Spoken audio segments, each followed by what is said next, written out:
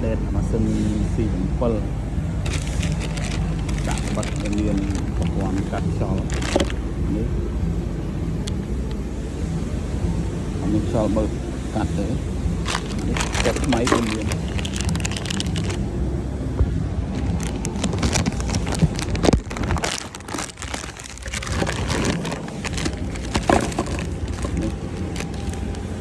set ថ្មីគឺមានកន្លែងបិទខ្យល់កាត់បើកទុយបានស្អាតចំណែកខាងចាស់អត់មាន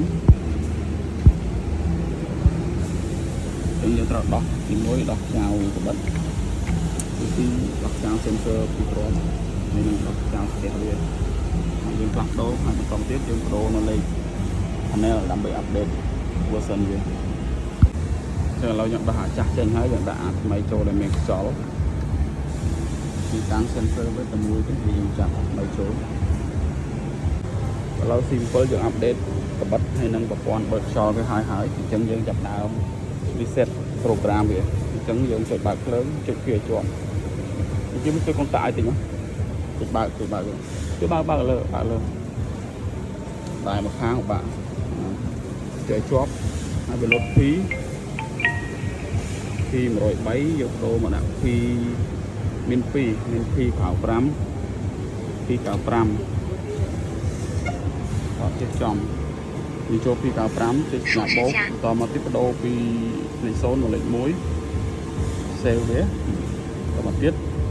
មួយទៀត P94 ស្នាប់បោកមួយមកអញ្ចឹងយើងឡើងលេខវាទៅ update ទៅជាលេខ6 7លេខ6ទៅលេខ7ហើយពីមួយទៀត save 感应器校准中，请保持感应器上方无面料。真感护照保护功能开启，压脚保护功能开启。ពី6chân tia អញ្ចឹងយើងដាក់chân tiaចូលមកប៉ុណ្ណេះរួចរាល់ហើយយើងតេស្តសាកដល់ឥឡូវយើងបដូរបិទរួចរាល់ហើយយើងចាប់ដើមតេស្តដេហើយព្រួយបោះវាយើងស្រែមកល្អ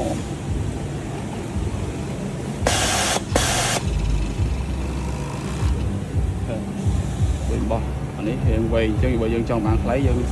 ចូលស្រែទៀតមកជា50តដាក់ទឹកមួយអីបាន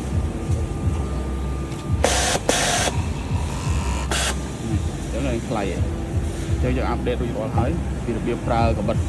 បើកខ្យល់